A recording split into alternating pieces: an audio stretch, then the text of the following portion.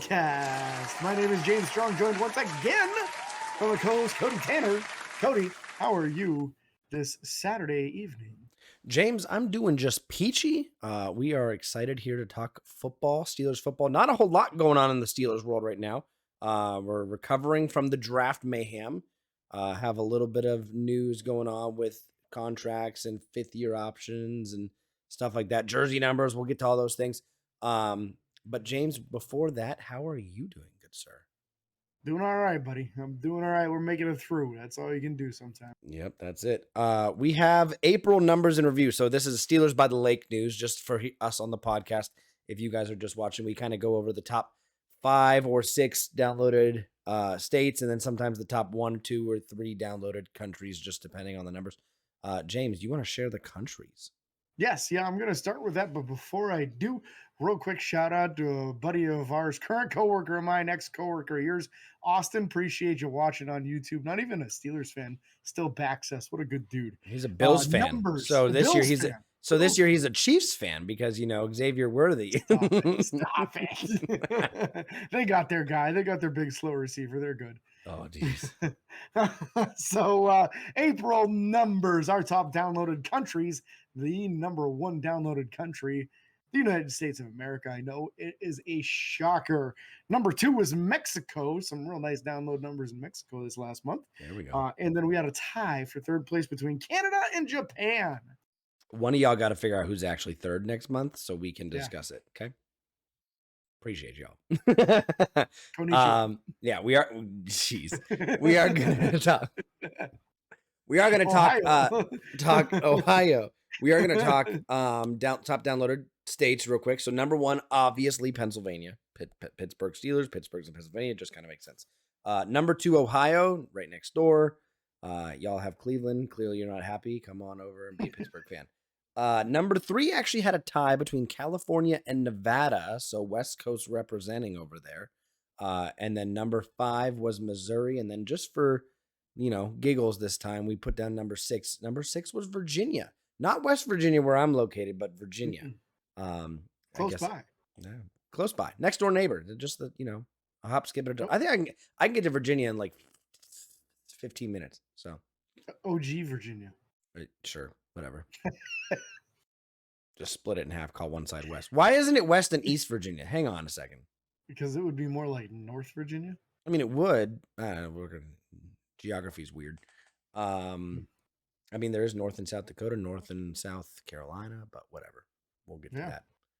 We'll get to all those things. Listen, speaking of North, Seattle's up north, and DK Metcalf was apparently reached out by Pittsburgh. Or Seattle was reached out to by us about in regards to the acquisition of DK Metcalf. And we've been reaching out apparently to other teams about other receivers. Steelers are trying to make a trade for the for the wide receiver. And they've we've heard about the Brandon Ayuk stuff. Now we hear about the DK Metcalf. Courtland Sutton in Denver. He has the relationship with Russell Wilson. I'm going to start off by saying that James and I are on the same page here, that this is not Pittsburgh being in any kind of a rush to find someone to replace Deontay Johnson. That's not what this is. They're not overly concerned with it, quote unquote, but they're trying to find someone who can come in and help out while we get these younger guys. Calvin Austin's in his 2nd year. George Pickens has a lot of playing time, but still only in his, 2nd year, 3rd year. Both him and Calvin Austin are 2 years in, so this would be their 3rd year coming up. Technically, Calvin's 2nd playing because of the injury that he had. Mm-hmm.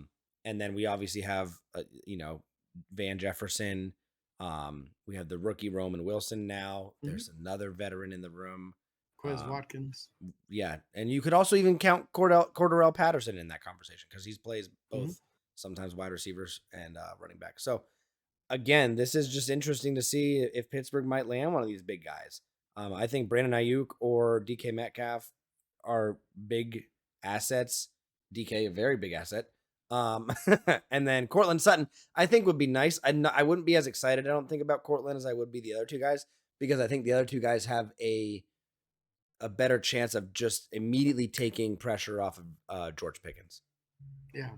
So Yeah, and for me, I think that what is most likely is that Pittsburgh is going to acquire at some point in time one of those B level wide receivers. I personally don't expect it to be a Brandon Ayuk or a DK Metcalf, just because the capital you're going to have to give up to yep. get a guy like that is probably going to be a first or second round pick, maybe even more than that. As to where if you go the route like a similar athlete to Courtland Sutton, you might be able to get away with just a third or fourth round pick for him. Yep. So I think that's probably a lot more likely to happen, just because Pittsburgh knows that they're still going to have more holes to fill in next year's draft. For all they know, they're going to be drafting a quarterback next year. So you're not going to be looking to give up a first round pick when, for all you know, you might really need that to fill a major important position on the roster. Yeah. So I think that it is more likely to go that mid route. And I think that they're more looking for someone of the caliber of like Allen Robinson, where he can start for you. He can take some pressure off of your other guy. He can be a solid number two while you're bringing along Roman Wilson, while you're refining Calvin Austin III. At least that's my perspective on it. I don't think they're going to make a big splash and give up 2 first rounders for Jordan Jefferson or anything crazy like that. That's not coming. Or Justin Jefferson. Justin Jefferson. Say. I was like, who's Yeah, Jordan Jordan yeah, Addison? that's not what's going on here. It's not going to be a top tier wide receiver. But I won't be surprised if they pull something off for somebody who's got a good reputation as a solid starting wide receiver that can get you, 6 or 8 touchdown catches and 700 or 800 yards receiving. We do have the con artist in the building, so who knows what could happen. This could be uncharted territory for Pittsburgh right now. And there's a reason he didn't make a move yet, and it's because the price wasn't right on any of these guys. Yep. And there's a reason they answered the phone call, because they're probably looking to move these guys. So, because who knows I don't know what Seattle's cap space is going to be if they have. They're to in a real bad spot. They're right up against the cap. Yeah. So, I mean, you think about that. I know that, San Francisco is going to want to re-sign Brock Purdy, I'm sure. And maybe Brandon Ayuk plays a factor into what they can afford, what they can't. So maybe we'll see what happens with some of these bigger names, but only time will tell. We have Mason McCormick news, James. Yes. So word came out. This is from the coaching staff out there, and it was South Dakota State, I believe, where he was from. The Jackrabbits. Yeah. So apparently 2 days before day one of the NFL draft, so that would have been on Tuesday, Pittsburgh sent both an offensive coordinator and an offensive line coach to South Dakota State and put Mason McCormick through workouts as a center to make sure that he was capable and comfortable snapping the football. This screams to me that this was going to be one of the emergency plans. We knew about the emergency plan of Hunter Norzad. They brought him in, right? So we were aware of that. But what was the other backup plan if the big 3 centers got away? What happened if they're at 51 and none of them were available? Looks like Mason McCormick was going to be the backup plan for center if those guys were gone. Now, we lucked out and Zach Frazier was still there, so we got Zach Frazier. Yep. And it just turns out that the tape on Mason McCormick is so good that they just felt like they had to get him when he was still available in the late 3rd round there. So excellent pick, in my opinion. This guy's got some serious potential. Size, strength, athleticism. He's got the whole package, and some ability to snap the football too, as they found out 2 days before the draft. So kind of neat to find out those behind the scenes stories of things that the coaching staff and the scouting staff does that you don't necessarily hear otherwise. Yeah.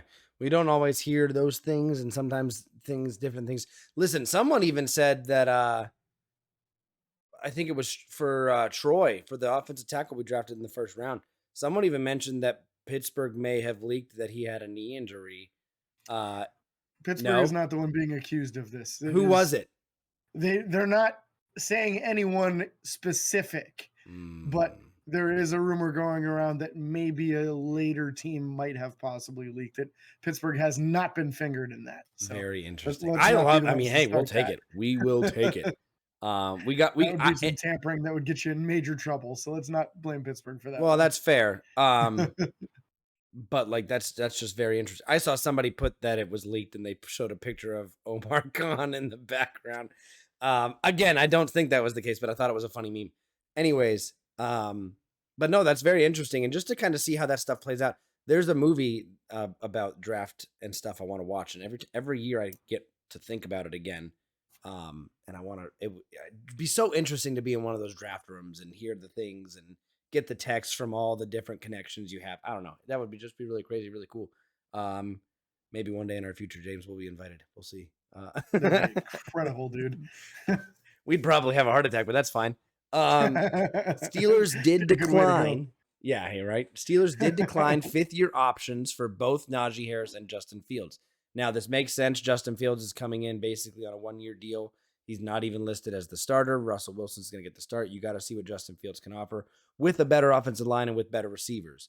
With that being said, Najee Harris, we both believe that Pittsburgh is not declining that because they don't want to keep him, but they're declining that because they want to keep him for longer than a year and don't want to go down the road of upsetting someone with a fifth-year option is pretty much just a franchise tag, just labeled a little differently. I mean, it has a different price tag on it, but it's very, very similar, and it prevents a player from going on and making more money and maybe making what they're worth. So neither of those bother me, in my opinion.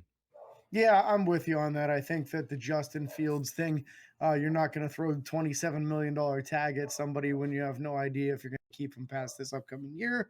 And then Najee, that was only $6.7 million. The way the fifth-year option works for these first rounders is if you have one Pro Bowl under you, and it has to be original ballot. You can't be an alternate that got in. Then that boosts it up past that number. If you get a second one, it boosts it up even higher. Najee is a one-time Pro Bowler, but he was an alternate. So he's technically like the lowest level of fifth-year tender, which is why it was only a $6.7 million tag. I was kind of surprised that they didn't take it, especially because he's kind of an older prospect. But what I would think this does mean is I think that there's a possibility that they try to give him like a 3-year deal instead of just doing a 1-year tag and then having to worry about trying to do an extension after that. And then you're getting even later into his career.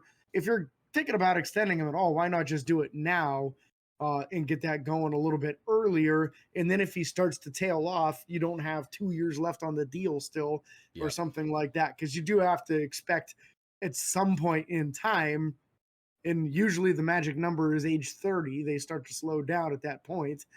Sometimes it's before, sometimes it's after, but you don't want to be inking them up to a deal that's going to have them tied up till they're 32 or 33. And then you've got 2 years of dead money after you cut them because they fell off so hard. Yeah. So I don't necessarily think he's going to, just apparently he's 24 as a rookie. So. Yeah, no, I feel that. And apparently there is one lower step than him. Which is if you don't play enough. If you don't play enough, which he would have been $6.1 million. He's at the 6.79. If he made one Pro Bowl, it would have been 9.76. And if he made 2 Pro Bowls, it would have been 11.95. So drastically different. I kind of expect him to be between the $9 and $13 million price tag. If Pittsburgh does go ahead and re-sign him. Again, it's not that he's not worth more, in my opinion, but we have a dual threat backfield. He's increasing his longevity by playing for Pittsburgh because of him and Jaylen Warren having shared load. So I think Najee would want to stay in Pittsburgh. I think he sees the light at the end of the tunnel. It's been a rough time for him since his signing as a rookie to now, but I think he's seeing that, things are changing. We're making moves. This offense is probably going to be the most powerful offense we've had since probably the Killer Bees. It'll be the best offense he's played for. Yeah, drastically. He definitely the best O-line. Yeah, and that's why I think that he would be excited to stick around. I think he would be more willing to sign an extension that's not a super high dollar amount because he knows the position there is such an ideal spot for him. Now we're talking about bookend first round tackles, a second round center, guards that were paid very well in free agency, and then another guard that's brought in as a late third round prospect in case you lose one of those guys. It's a pretty deep offensive line and pretty highly skilled. The last time Pittsburgh was making runs and getting into playoffs and winning playoff games, the offensive line had Alejandro Villanueva, multi-time Pro Bowler. It had David DeCastro, who ended up with like 6 or 7 Pro Bowls. It had Marquise Pouncey, same story there. Lots of Pro Bowls. We had 3 Pro Bowlers on that offensive line. Yep. We haven't had a Pro Bowler on that offensive line in years at this point. Nope. So it was the right time to start investing in this offensive line again. Somebody's going to jump out. One of these guys is going to be one of those dudes that people are just not going to be able to deny that he's one of the better offensive linemen at his position in the NFL. And I don't know if it's going to be Broderick or if it's going to be Troy or if it's going to be Zach or maybe All it's 3. a breakout year for James Daniels. You never know. You never know. But the talent level is there. And that's what I'm excited about. And that's what Najee Harris, I think, should be really excited about, is that all of a sudden he's got a bunch of big maulers, man. Like, Yep. This is a powerful offensive line, and the strength of dang near every single guy is run blocking. There's going to be some issues pass blocking. I won't sugarcoat that. There's going to be. It's going to happen. Why do you think we brought in 2 mobile quarterbacks? Both of which are unfortunately really bad about taking sacks. Yeah. But that's going to happen. But when they start rolling as a run blocking unit, man, we're going to see some 150, 200-yard rushing games on a regular basis against some of these teams. Yep. I'm excited for it next year for sure. James, Pittsburgh did go ahead and released rookie jersey numbers for this rookie class. Do you want to go over those? Yeah. Let's start off with the first round pick, Troy Fautino, right? Picked number 76. Number 76. Decent number for an offensive tackle. Also used a lot by defensive linemen.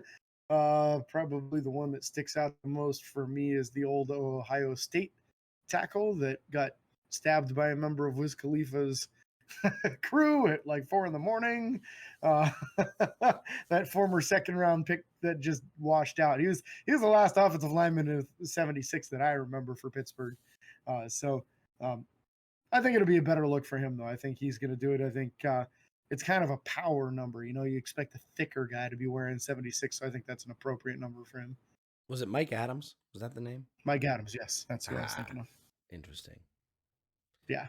Wild story. Good old Mike failed his drug test at the combine and then gets stabbed at 4 a.m. by a member of Wiz Khalifa's crew. Wonder what he was buying. I can only imagine. Numbers or center Zach Frazier, second round draft pick, went with number 54. I like that number for a center. It's a solid number. It's not 53, but it's a little bit higher. Maybe he's reaching. Kind of makes me think middle linebacker, really. You know, I feel like that's been a common number used in the linebacking core over the years. But again, it's a number that to me, you don't put 54 in a skinny dude. No. So I like it. It's means. going to represent power there to me. Yeah, I can't think of a time Pittsburgh had a 54 that's notable in my mind. Like if it was 55, I'd be like Joey Porter. Like this is weird. Or 50, I'd be like Larry Foote. Or 51, I'd be like James Ferrier. No, that's backwards. Was Hardy Nickerson 54 maybe? Maybe. For some reason, he's sticking out to me. That's interesting. Maybe. Yeah. Roman Wilson, James, wide receiver Roman Wilson, was number 1 in college, but now he's just 1-0. Yeah, I like it. 10's a fun number for Pittsburgh Steelers athletes. You know, we had Martavis Bryant wearing 10, Santonio Holmes wearing 10, Mitchell Trubisky, quite the athletic quarterback, just was a bad quarterback. Even Cordell Stewart with number 10 back in the day. So there's a history with Pittsburgh of having highly athletic guys at the wide receiver position wearing number 10. And I like it. I think it's a nice choice. I'm excited to see him running around on the field, hopefully very early on in his career. Absolutely. Linebacker Peyton Wilson, James. This is a number. This is probably the first number that I'm not sold on. 41. Middle linebacker, 41. Yeah. I feel like 54 would have been a better number for him. Yeah. I feel like he's a fullback. Here's the nice thing about this. A lot of guys pick a number early on in their rookie season, then something frees up after the final roster cutdowns and they switch to another number. This screams to me that he may switch to another number because I think he was like 11 or something in college. I feel like he had like an oddball number that they just don't give away to linebackers really. Yeah. So I don't think that this is a number that maybe he's going to be glued to. And also don't necessarily love that number for a middle linebacker. Yeah, nope, I agree with you there. This one is interesting. You want to talk about it? If you're going where I think you're going, I really like it. Do you? Mason McCormick? Yeah. Yes. Yep. Mason McCormick wearing 66, an iconic number for guards in Pittsburgh with David DeCastro and Alan Faneca both wearing 66. Two of the best guards in the history of the Steelers franchise. Sets a real high bar for Mason.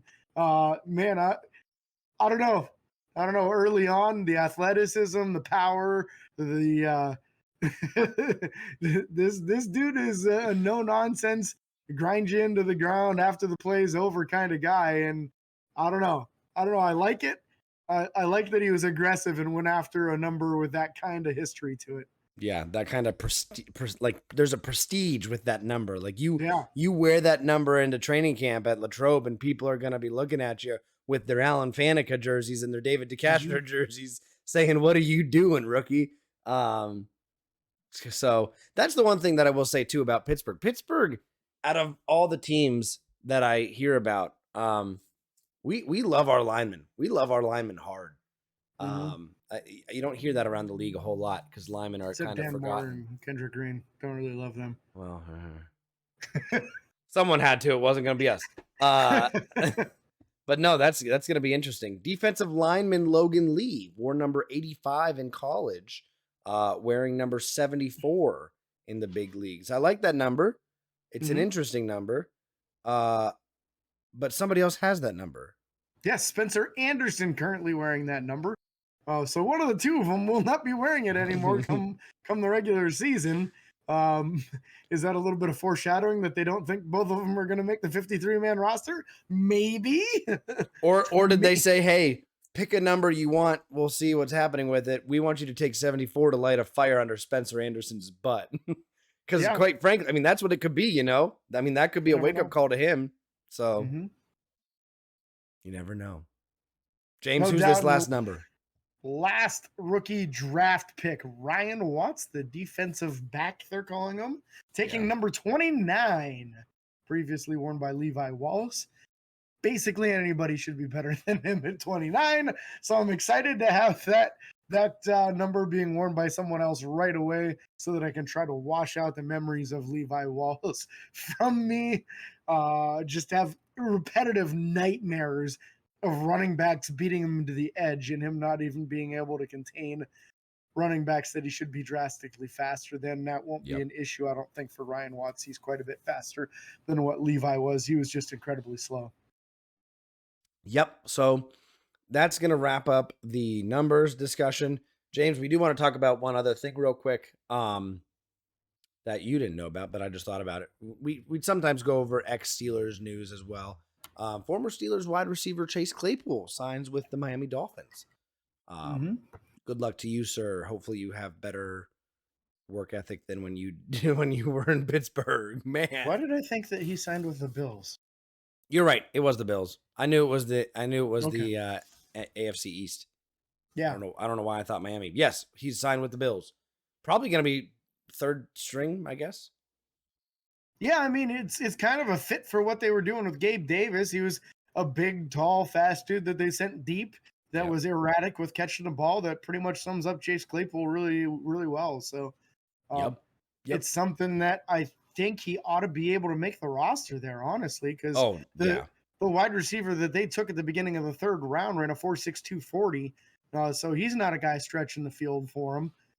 So I think it's something that they needed body type and speed wise. Yep. So is he going to be a big impact and revitalize his career? I kind of doubt it, but if the offensive coordinator is smart and knows how to use him, you can get good numbers and good production out of him. If you can hit him on slants and you can hit him on goes and throw the ball to him and keep him in stride. Don't make him stop. He's got to catch it in stride. That's where he's best. And he can't win jump balls because he just can't time it right. He should be as tall and athletic and good jumper as he is. He just always ends up on the ground in jump ball situations. So it's got to be out in front of him where he can run underneath it. It's got to hit him in stride. If you can do those things, you can get nice production from Chase Claypool. Yep. No, I agree. We'll see what happens with Chase Claypool. Wish him nothing but the best, except for when he plays Pittsburgh, obviously. Hey, we should absolutely love Chase Claypool, but because of him, we have Joey Porter Jr. So to me, nothing but love for Chase Claypool, man, because couldn't get much better results out of Joey Porter Jr. season, you know? No, I agree. But that's gonna wrap up this show. Just to kind of quick update on the news and Steelers of everything. James, we will have a show again next week, hopefully talking a little bit more about things upcoming. Rookie minicamp. That starts Tuesday. Next weekend, I think. Is it next weekend? Thursday, Friday? Something like that? Yeah, something like that. So we're excited for that. Be sure to like and follow on Facebook, Twitter, Instagram, TikTok, and YouTube. Subscribe and ring the bell. It is free. Doesn't cost you a thing. Don't forget the 5-star reviews on Apple Podcasts. Make this guy over here real happy. And until next time, this is your host, James and Cody, signing off. Peace.